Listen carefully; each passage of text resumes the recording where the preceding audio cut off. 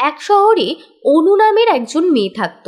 অনু খুব সুন্দরী ছিল, সকলের জন্য সৌন্দর্যের অনুপ্রেরণা ছিল। লোকজন বলতো এই মেয়েটি যাকে বিয়ে করবে তার জীবন ধন্য হয়ে যাবে। একদিন অনু খুব সাজগোজ করছিল, মনে হয় কোথাও যাবে বলে। মুখে তার আলাদাই জৌলুস ছিল, ওকে খুব খুশি দেখাচ্ছিল। কোথায় যাচ্ছিস রে অনু? দেখে তো খুব খুশি বলে মনে হচ্ছে, কি হয়েছে? মা, আমি আমার বন্ধুদের সাথে ঘুরতে যাচ্ছি। ঠিক আছে যা, তবে তাড়াতাড়ি যাবি আর তাড়াতাড়ি আসবি, না হলে তোর বাবাকে তো জানিস। হ্যাঁ মা, আমি চলে আসবো, তুমি চিন্তা করো না। এটা বলে অনু ওখান থেকে চলে যায়। অনু ওর বয়ফ্রেন্ড রাহুলের সাথে দেখা করতে যাচ্ছিল। ও তাড়াতাড়ি দৌড়তে দৌড়তে রাহুলের কাছে যায়। এত দেরি করলে কেন তুমি? আমি তোমার জন্য কখন থেকে অপেক্ষা করছিলাম। আমি যেখানেই বেরোই আমার মা অনেক প্রশ্ন করে, তাই জন্য একটু দেরি হয়ে গেল। আর আমি কিছু বলতেও চাই তোমাকে। বলো, কি বলবে? আমি আমি বলছিলাম যে তুমি আমাকে কতটা ভালোবাসো। এইসব কি ভুলভাল প্রশ্ন করছো তুমি? হ্যাঁ, তুমি তো আমার জীবন, তোমাকে আমি খুব ভালোবাসি। ঠিক আছে, তাহলে চলো আমরা বিয়ে করিনি। বাড়ির লোক বিয়ের জন্য উঠে পড়ে লেগেছে। যদি ওরা আমার অন্য কোথাও বিয়ে দিয়ে দেয় তাহলে আমি কি করব? ঠিক আছে, তুমি চিন্তা করো না, আমি কালকেই তোমার বাড়িতে আমার মাকে নিয়ে আসছি। তুমি সত্যি বলছো? সত্যি তুমি আসবে? সত্যি বলো।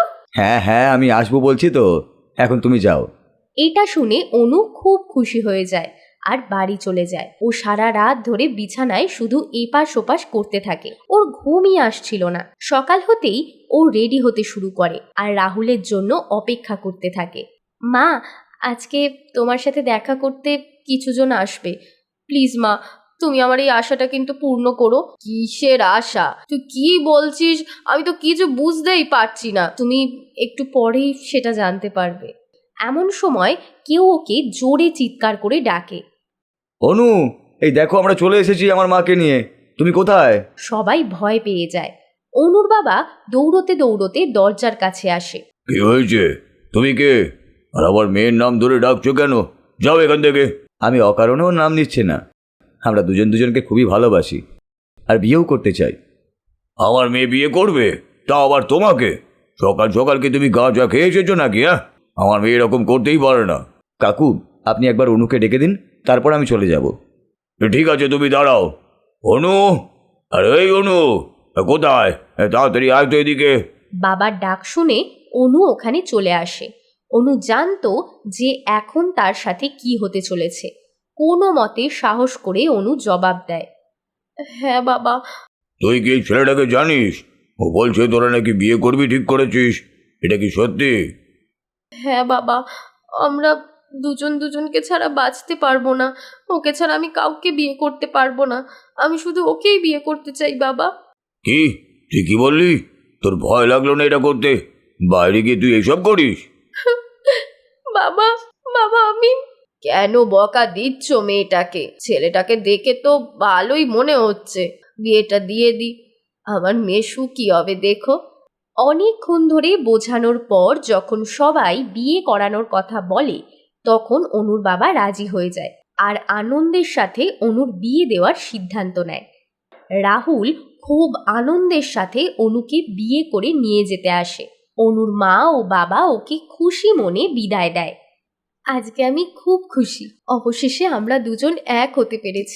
আমার তো বিশ্বাসই হচ্ছিল না যে সবকিছু এত ভালোভাবে মিটে যাবে। আমার তো আর আনন্দের শেষই নেই আজকে। বেশি খুশি হও না, চলো এখন কি ঘুমিয়ে পড়ি, অনেক রাত হয়ে গেছে।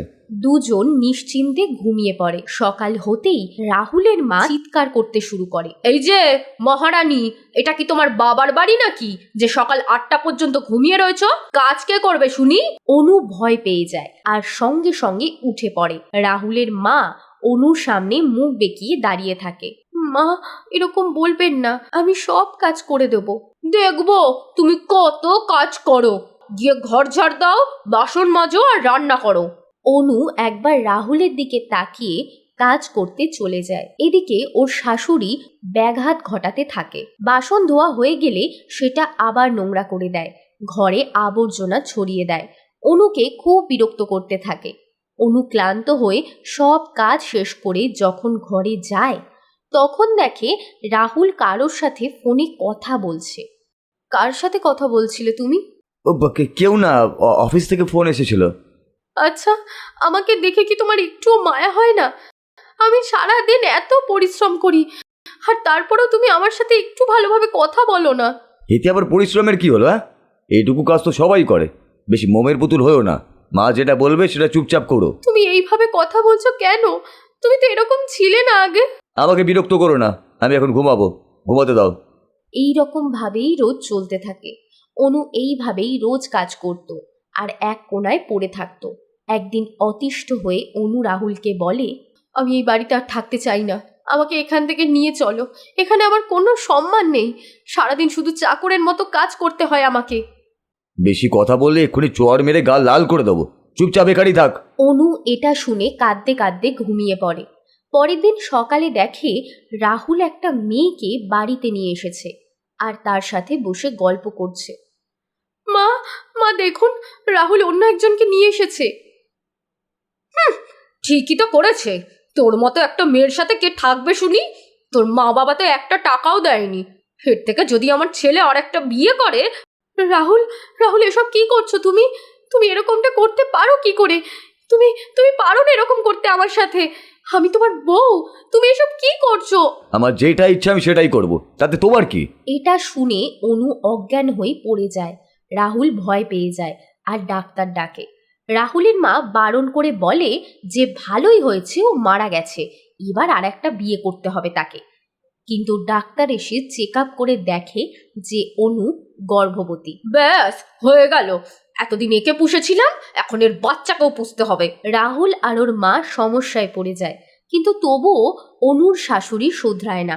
ওই অবস্থাতেই অনুকে কাঁদতে কাঁদতে কাজ করতে হয়। এইভাবেই দিন কাটতে থাকে। একদিন রাহুল বলে, মা, একে তো এইভাবে পাঠাতে পারবো না, কিছু তো একটা বুদ্ধি বের করতেই হবে। আমার কাছে একটা মতলব আছে। হ্যাঁ বাবা, তুই ঠিক বলেছিস। অনু, তুমি এক্ষুনি আমার বাড়ি থেকে বেরিয়ে যাও, এটা আমার বাচ্চা না।